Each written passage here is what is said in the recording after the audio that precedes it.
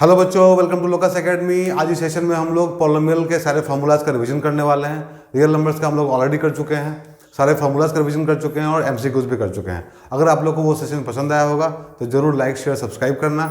अगर पसंद नहीं आया होगा या फिर समझ में नहीं आया होगा तो कमेंट में जरूर बताना, ठीक है। तो चलो आज हम लोग स्टार्ट करते हैं अपना रिवीजन फार्मूलाज का पॉलिनोमियल का। अब देखो, पॉलिनोमियल बहुत सिंपल चैप्टर है, इसमें फार्मूलाज है ही नहीं एग्जैक्टली, बहुत कम है, जो भी है बहुत कम है और बहुत ईजी है कैरी करना उसको, ठीक है। तो यहाँ देखो, सबसे पहले पॉलिनोमियल का डिफिनेशन क्या होता है। तो पॉलिनोमियल क्या है? Polynomial expression P X in one variable X is an algebraic expression in X defined as this A N X N N minus one X N minus one so on, ठीक है। तो इस तरह से हम लोग मैथमेटिकली इसको define करते हैं। ये क्या है? सिंपली हम लोग बोल सकते हैं, आराम से बोल सकते हैं कि ये एक अलजेब्रिक एक्सप्रेशन है, उसके अलावा कुछ नहीं है, जिसमें बहुत सारा टर्म होता है और जितना भी टर्म होता है वो मैथमेटिकल ऑपरेटर्स के साथ में जुड़ा हुआ रहता है। मैथमेटिकल ऑपरेटर मतलब क्या? प्लस माइनस, ठीक है, और मल्टीप्लिकेशन डिवीजन, ये सारा मैथमेटिकल ऑपरेटर है, उससे जुड़ा हुआ रहता है। हालांकि हम लोग पॉलिनोमियल को एक्स से डिवाइड नहीं कर सकते हैं, ठीक है। तो देखो यहाँ पे अब कंडीशंस क्या क्या है, इंपॉर्टेंट क्या क्या है इसमें, वो समझना है हम लोग को यहाँ पे। तो सबसे पहला तो ये है, ये समझो कि जो हम लोग का पॉलिनोमियल है, जो एक्सप्रेशन लिखे हैं हम लोग मैथमेटिकल है यहाँ पे, इसमें जो ए है वो क्या है?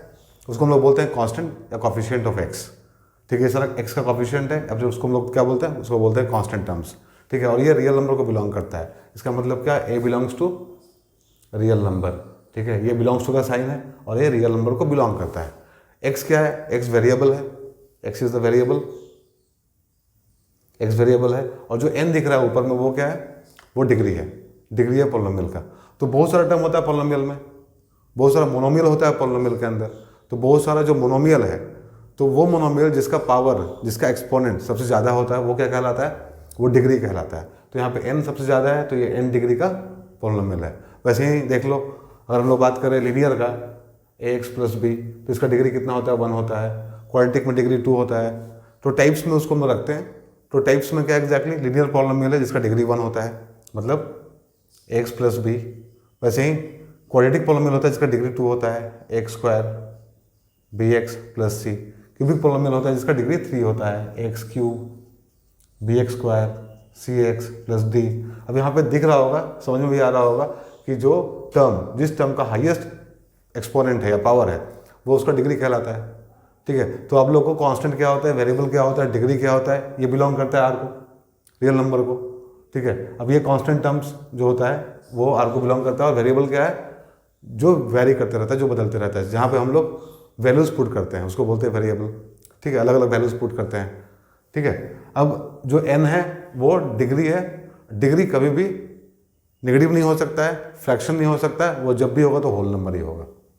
इसको नोट करके रखना, इसको दिमाग में रखना कि डिग्री कभी भी नेगेटिव नहीं हो सकता है और फ्रैक्शन नहीं हो सकता है। फॉर एग्जाम्पल, अगर हम बात करें √3 का, देखो √3x, कोई एक टर्म लिया है यहाँ पे हम लोग, तो √3 यहाँ पे क्या है?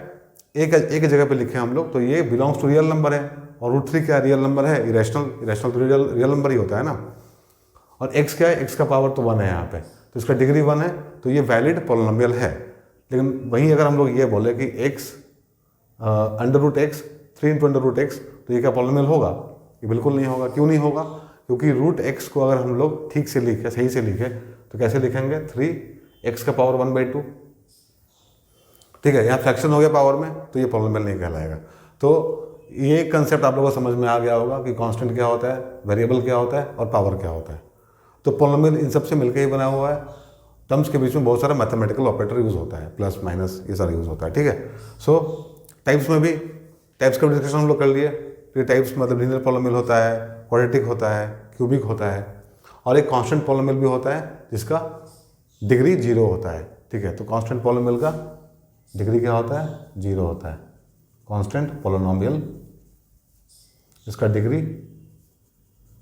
0 होता है, ठीक है। सो जैसे 6, 7, 8 ये सब नंबर, कोई भी नंबर बोल सकते हैं, दे आर कांस्टेंट पॉलिनोमियल्स, ठीक है। तो समझ में आ गया होगा आप लोग इतना। अब नेक्स्ट डिस्कशन जो हम लोग करने वाले हैं वो काफ़ी इंपॉर्टेंट है। जो हम लोग का नेक्स्ट टॉपिक जो हम लोग का वो काफ़ी इंपॉर्टेंट है, रूट्स, जीरोस और सोल्यूशन। वो क्या होता है, ठीक है। तो रूट्स, जीरोस और सोल्यूशन उसको बोलते हैं जो पॉलिनोमियल को सेटिस्फाई करे। सेटिस्फाई करे मतलब उसको जीरो कर दे, ठीक है। अब मान लो हमारे पास में एक पॉलिनोमियल है px, ठीक है, इस तरह से ax प्लस बी, ठीक है, एक पॉलिनोमियल है, ये लीनियर पॉलिनोमियल है एक तरह का, ठीक है। तो इसका सोल्यूशन क्या होगा, इसका ज़ीरो क्या होगा? तो मान लो अल्फ़ा इसका एक सोल्यूशन है, अल्फ़ा इसका एक सोल्यूशन या ज़ीरोज़ है। तो अगर हम लोग x के जगह पे अल्फ़ा पुट कर दें और ये अल्फ़ा उसको ज़ीरो कर दे अगर, ठीक है, मतलब a अल्फ़ा प्लस बी इसको ज़ीरो कर दे, तो अल्फ़ा क्या कहलाता है? इसका रूट कहलाता है या सोल्यूशन कहलाता है, ठीक है।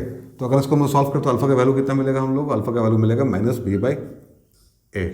तो अल्फ़ा क्या किया, इसको सेटिस्फाई कर दिया, इसको जीरो कर दिया, तो alpha is equal to -b/a is the solution, ठीक है। इसको हम लिखते कैसे हैं? इसको हम लिखते हैं this is equal to constant term upon coefficient of x। तो this is called relation between zeros and coefficient. तो इसका जीरो और कोफिशिएंट के बीच का रिलेशन है ये, जिसको हम लोग ऐसे लिखे हैं, ठीक है। वैसे ही हम लोग को जो पढ़ना है, हम लोग के लिए जो इंपॉर्टेंट है फिलहाल इस सेशन में, वो क्या है एग्जैक्टली? वो है क्वाड्रेटिक पॉलिनोमियल, जिसका स्टैंडर्ड फॉर्म क्या होता है? क्वाड्रेटिक पॉलिनोमियल का स्टैंडर्ड फॉर्म होता है px is equal to x square plus b x plus c, फिर a is not equal to zero. यहाँ पे क्या होगा? a is not equal to zero. क्यों? अगर a जीरो हो जाएगा तो मीनिंगलेस हो जाएगा ना, फिर तो ये क्वाड्रेटिक रहेगा ही नहीं, ये लीनियर रहेगा ही नहीं, ठीक है। तो इसके लिए a is not equal to zero होना जरूरी है। चलो, तो देखो यहाँ पे अब इस तरह का इक्वेशन पहली बार हम लोग नहीं देख रहे हैं, हम लोग पहले बहुत बार देख चुके हैं। कहाँ देख चुके हैं? हम लोग 9 में देख चुके हैं, 8 में देख चुके हैं, जब हम लोग फैक्टराइज सीख रहे थे उस समय, ठीक है। तो फैक्टराइज जब करते थे इस तरह के एक्सप्रेशन को हम लोग, तो हम लोग को इसका 2 फैक्टर मिलता था, ठीक है। उसमें लिख लो इसको k x minus alpha and x minus beta, अगर where alpha and beta are the roots और जीरोज़, ठीक है। तो अल्फा बीटा को क्या मान लिया हम लोग? रूट्स मान लिए, जीरोस मान लिए। तो उसमें ये 2 फैक्टर में स्प्लिट हो जाएगा, 2 फैक्टर में टूट जाएगा, ठीक है। अब ये 2 फैक्टर को हम लोग अगर फर्दर सॉल्व करें, इसको हम लोग फर्दर सॉल्व करेगा तो क्या मिलेगा हम लोग को? मिलेगा x square minus x alpha plus beta plus alpha into beta, ठीक है। अब हम लोग अगर ए बी सी का वैल्यू निकाल रहे हैं यहाँ पे, तो ए क्या होगा हम लोग का? ए होगा के, ठीक है। देखो कंपेयर कर लो, के एक्स स्क्वायर है ना यहाँ पे पहला टर्म, ठीक है। क्या यहाँ पे? के एक्स स्क्वायर माइनस के x alpha plus beta plus के अल्फ़ा बीटा है। कंपेयर करेंगे तो क्या आएगा यहाँ से? ए का वैल्यू के आएगा। वैसे ही बी का वैल्यू कितना आएगा? बी का वैल्यू माइनस ऑफ के अल्फ़ा प्लस बीटा आएगा। और सी का वैल्यू क्या आएगा? सी का वैल्यू के अल्फ़ा इंटू बीटा आएगा। अब यहाँ से क्या करना है हम लोग को? सिंपली रूट्स का वैल्यू निकाल लेना है। मतलब अल्फ़ा प्लस बीटा क्या हो जाएगा हम लोग का यहाँ पे? Alpha plus beta is equal to b minus b upon k is equal to minus b upon a. वैसे ही अगर अल्फ़ा इंटू बीटा निकालें तो क्या आएगा हम लोगों का? C upon k is equal to c upon a, क्योंकि ए किसके बराबर है? के के बराबर है, ठीक है। तो यहाँ से क्या मिला हम लोगों को? जरा सोचो समझो, क्या मिला हम लोग को यहाँ से? यहाँ से हम लोग को मिला sum of roots, sum of roots मिला, या फिर इसको हम लोग सम ऑफ जीरोस भी बोल सकते हैं। और यहाँ से क्या मिला? यहाँ से मिला प्रोडक्ट ऑफ रूट्स या जीरोस बोल सकते हैं इसको, ठीक है। तो सम ऑफ रूट्स किसके बराबर है? माइनस बी अपॉन ए के बराबर है। प्रोडक्ट ऑफ रूट्स किसके बराबर है? सी अपॉन ए के बराबर है। अब इसको फर्दर क्या बोल सकते हैं हम लोग? लैंग्वेज में क्या बोल सकते हैं? This is negative of coefficient of x upon coefficient of x square.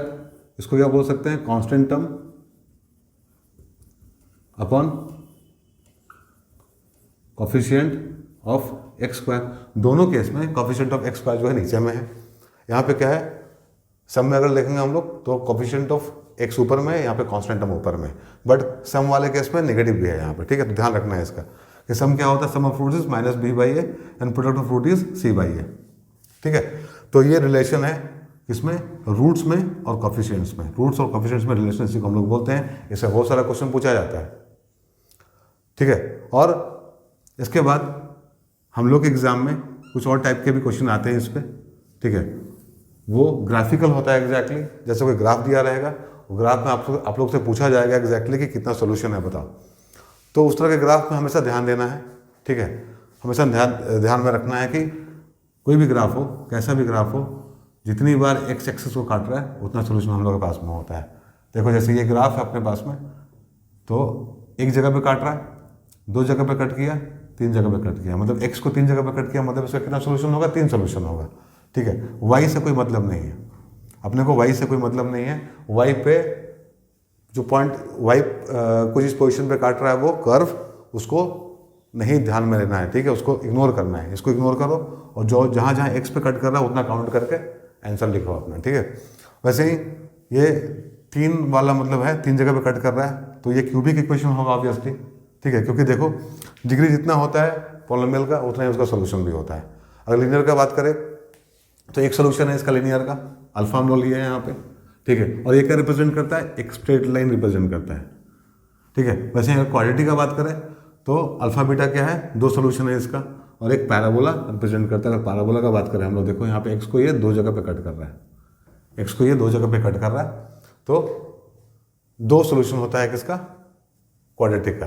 Cubic का तीन होता है, एन शेप का ग्राफ होता है ये। ठीक है, एन शेप का ग्राफ होता है।